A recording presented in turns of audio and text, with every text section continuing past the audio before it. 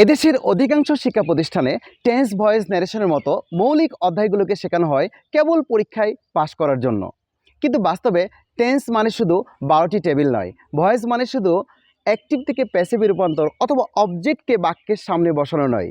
Narration মানে শুধু direct speech থেকে ইনডিরেক্ট স্পিচে পরিবর্তন করা নয়, বরং এগুলো হচ্ছে ভাষার গঠন, চিন্তার কাঠামো এবং কমিউনিকেশনের মূল ভিত্তি।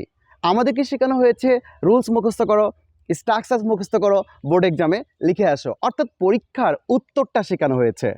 কিন্তু যা শেখানো হয়নি, কিভাবে বাক্য বানাতে হয়, কিভাবে ইংরেজিতে চিন্তা করতে হয়, কিভাবে গ্রামারের সঠিক ব্যবহার করতে হয়।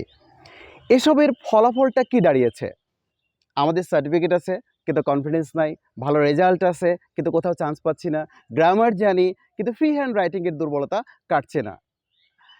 এসবের মূল কারণ কি? এসবের মূল কারণ হচ্ছে ইংলিশ ফাউন্ডেশনের দুর্বলতা।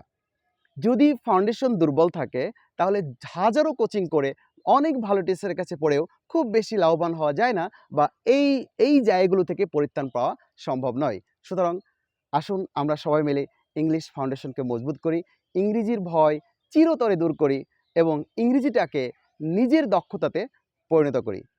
Best of luck.